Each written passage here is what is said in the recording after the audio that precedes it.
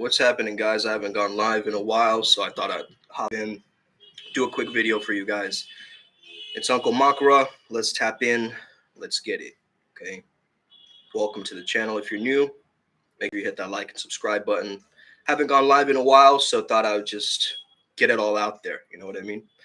And yeah, man, I've been thinking about this idea of inner world mastery, as within, so without, that concept, and how it's been showing up in my reality. You see, all the different things, the memories, the dreams, the traumas, the projections that you have within yourself, in your own psyche, gets projected as the outside world. What you see on the outside is a manifestation of how you handle things on the inside. And I've understood this through many different ways.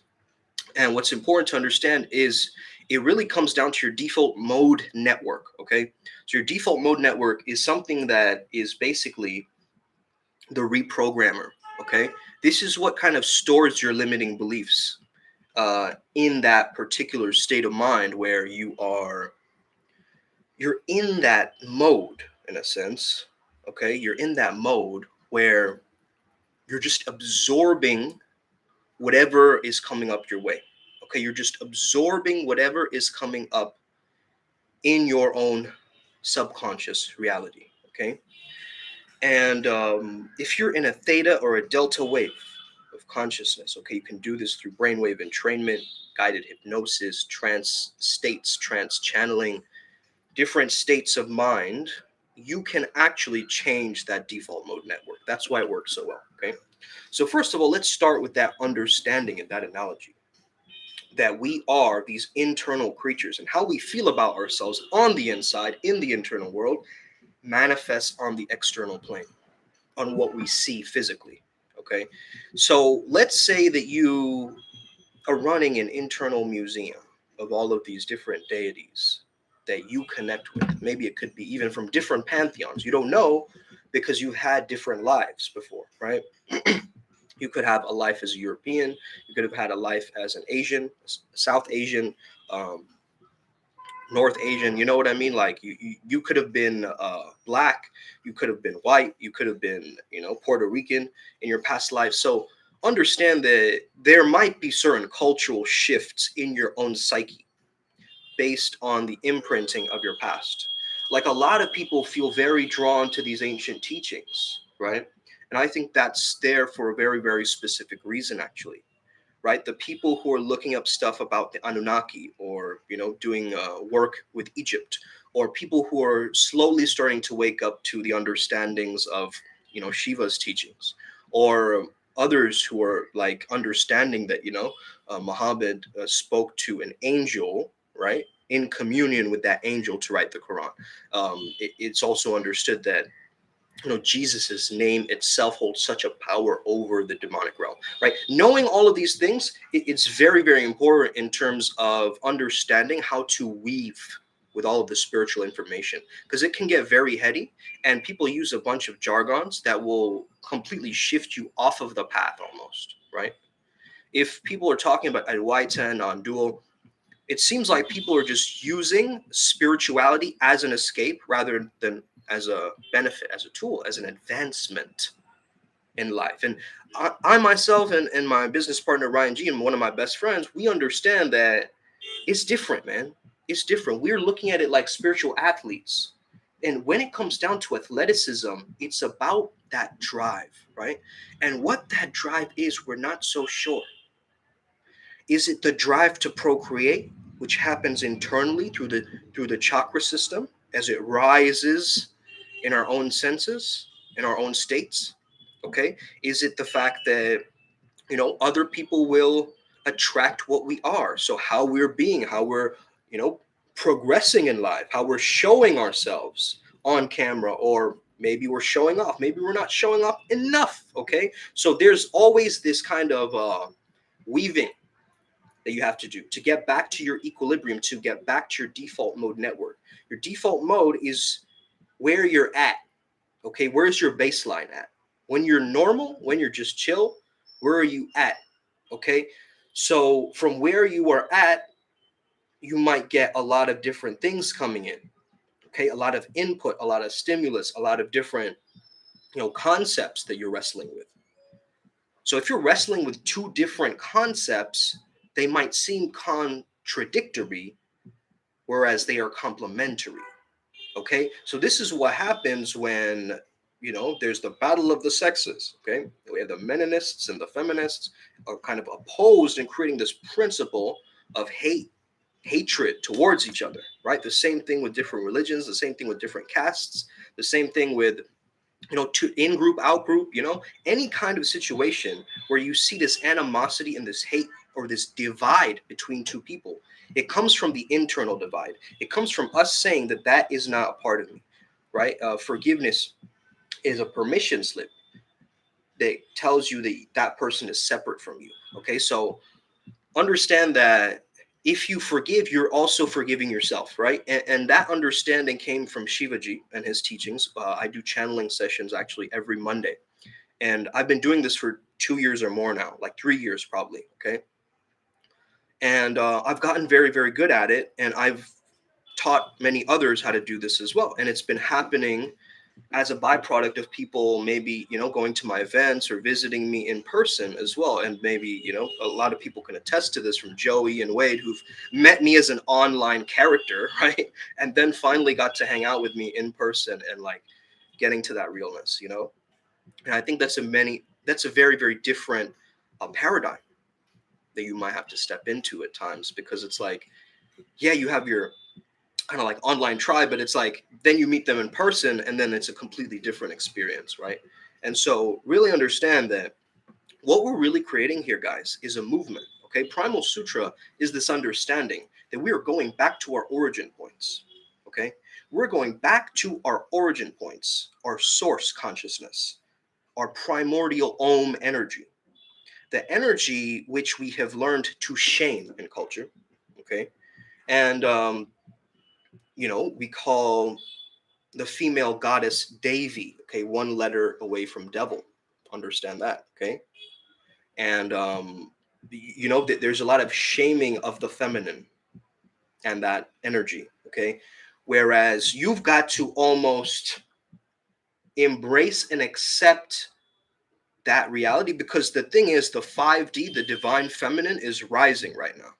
Okay, and if you have this animosity, this hate, and you're looking up all this content, red pill content about body count and hypergamy, it's gonna put your mind in such a place where you feel so scarce and you have all these limiting beliefs about you. Okay, and you can actually stay in the stew of your own self-created nonsense. Okay, your own self-created mess that you've made for yourself. Okay, understand that. So let me just see here if the sound is okay. Hope it's fine. But yeah, man, so very, very powerful, right? These downloads have been coming in for a while now, but I'm just kind of verbalizing them and putting them out there. Now, it's very, very key to understand that if you're just starting out on the spiritual process, you need to get yourself some kind of a game plan. Okay, and start with one school of thought, start with one belief. Okay, start with something that you're comfortable with, that you resonate with. Okay, so you can start with Christianity if you want, you can start with Taoism, you can start with Buddhism. And then I would lead you to actually expand your consciousness by thinking about it, not just plain and simple. What do the good students do, okay, in schools? The good students do extra research, right? They go the extra mile. How do I know? Because my parents were good students, okay? And I was a B grade student, more or less. I was a pretty good student once I got to my master's. However, I would understand that I was a creative genius made to fit in this strange model of the education system, right? I was like thinking about ideas and aliens and concepts, and those things would just be pushed away in school. Yeah, what are you talking about? That stuff's a bunch of nonsense. That's hocus pocus, man. That's not real. You can't really, if you stop believing in magic, it becomes the truth of your life.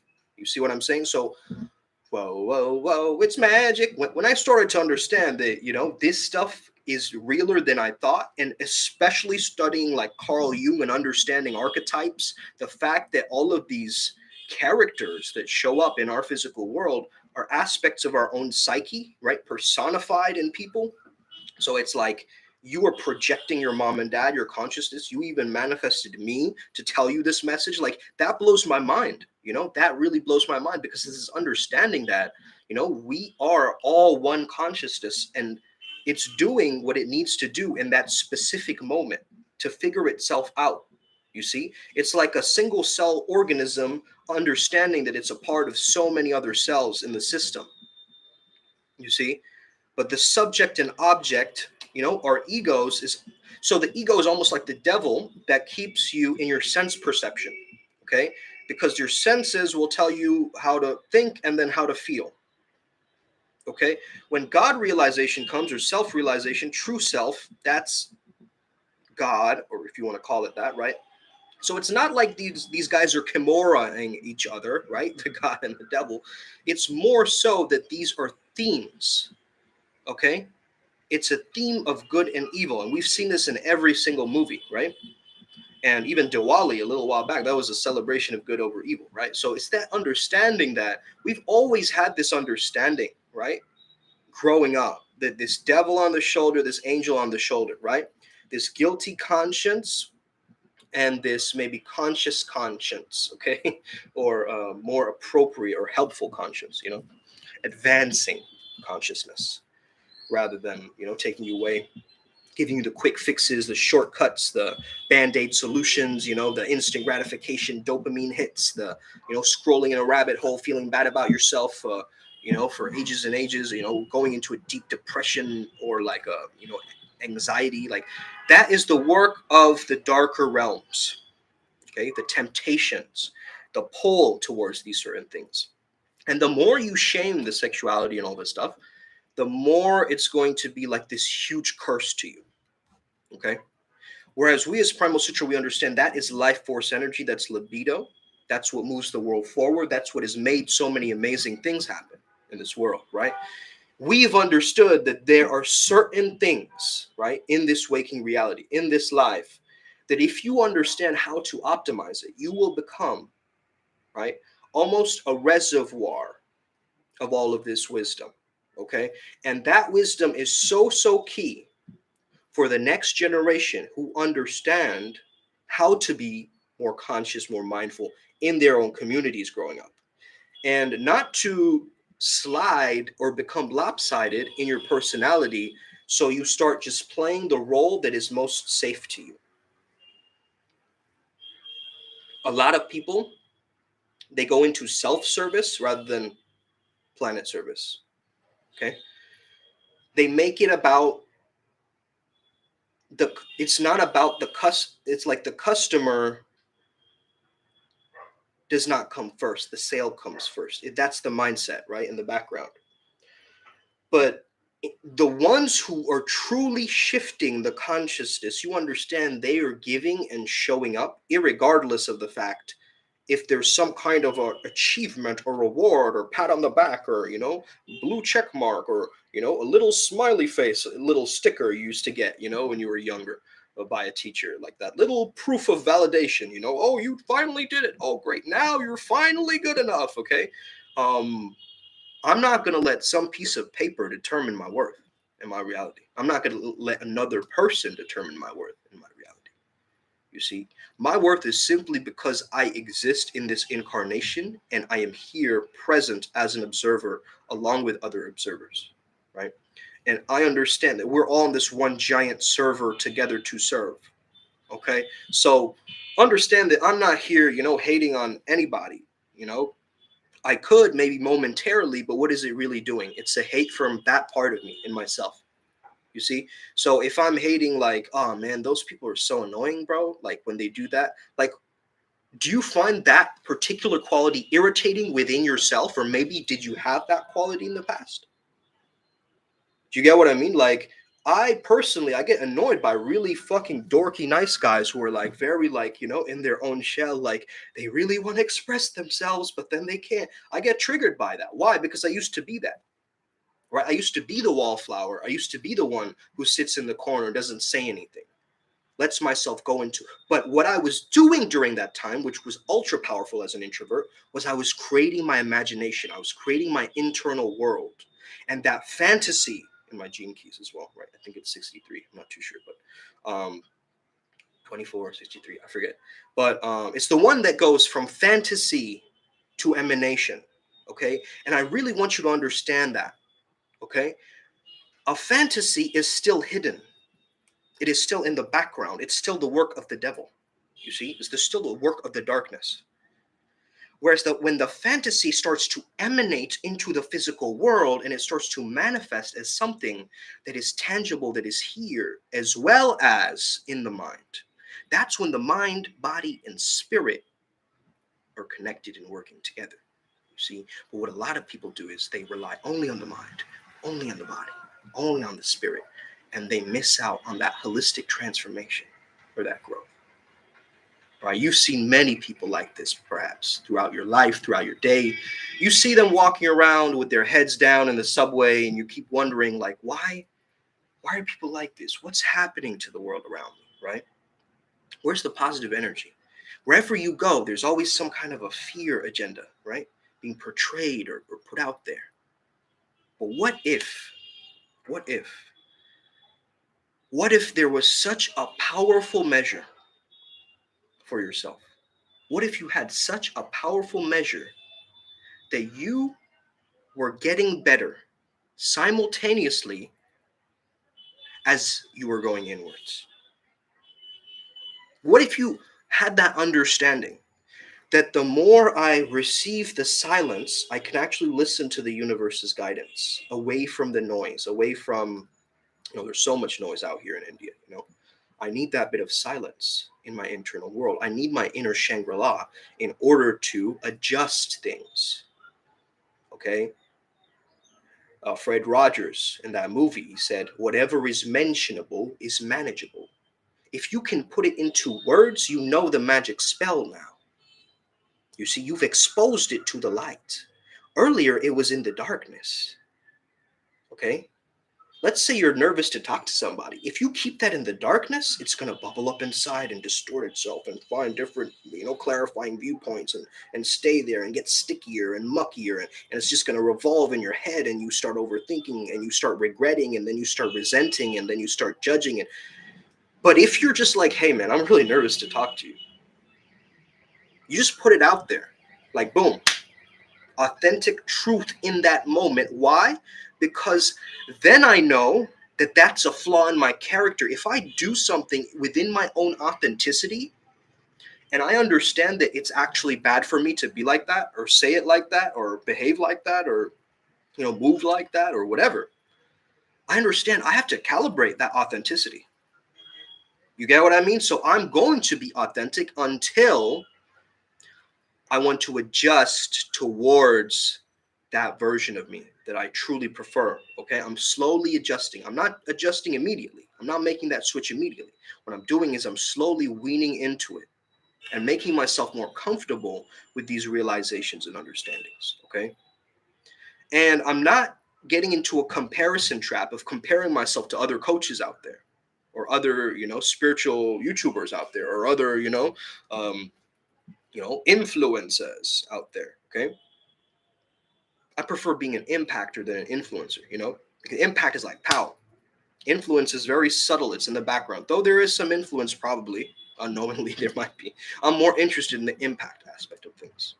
Because I think you already know the answers, right? You just came to this channel to get a confirmation that you are already the divine, that you have everything that you need within you, that you just need another man to tell you that, hey, man, you got this, you can do this, let's move. Okay, so why don't you do that with yourself as well, right? Why don't you be like that to yourself in your own mind? Like, let's go. Let's make some improvements. Let's start putting ourselves out there, and let's start getting the references from whichever way that we can in order to truly thrive, in order to truly make it in this different, type of simulation which we generated in our internal world that's, again, interacting with that external. You get me? Wagwan, you get me? Okay. So The prophet sees the prophecies. As he prophesizes the 7 seas, the 7 chakra points, they make him feel free. And when he breathes inside of his melanin, he feels the melatonin going inside his skin, in the pineal again, making him feel like he is an intense organism. And of course, the mission has always been to flow on and on, kind of like a tsunami that has never really going back to the tide, dog. For sure. As the shore washes over my 4 scores, I make sure the metaphors in my mind have of course served and swerved every single time that I feel so superb, so superfluous. I don't even know why these words keep flowing out of my noggin, and I feel like a naga every time that I'm stopping, every time that I'm boxing. All of these godsent angels just keep coming at me, just like a cherubim or a seraphim that starts to follow me inside of this intelligent equation. Yeah, kind of like Einstein or Euclidean. Physics inside of my mind, it is radiant. Yeah, I feel kind of like Marie Curie radium. Maybe you can try to be the one to put him on stadiums. I don't really have that gravy. I don't really want to say things that make me feel so damn wavy. Wavy I feel like my home is right here where my soul resides in my vocal cords, and my solar plexus evolves. And when I get off with next ones, I just want to evolve with necklaces. I just want to call my besties. Maybe they will try to have it professionally, made by another deity in a different type of country. Or if I had my sanctity, I would probably be the one to spank the beast. I do not know what the one to be the one to. I do not want to point no gun to myself, but you know that I'm just gonna not run through too much. If you really need that, I just need a tune up, need a chakra tune up. Maybe we just focus, maybe we just understand that we in a gnosis, and you know that we all in a hypnosis. If you really want to understand why I'm focused, because you know that this is freestyle off the dome, and yeah, you know that I'm just another shaman. Maybe you can stop me. No, you cannot stop me. I know that whew. Whoa. I think I think what's happening, guys, is it's kind of pausing and like stopping and starting. So I don't know what's up with that. Might be a little bit slow on my end. So I'm gonna stop this stream. Okay. Hopefully you guys get it and you could hear a lot of this message. If not, I'm gonna shoot another video today and drop it. Os.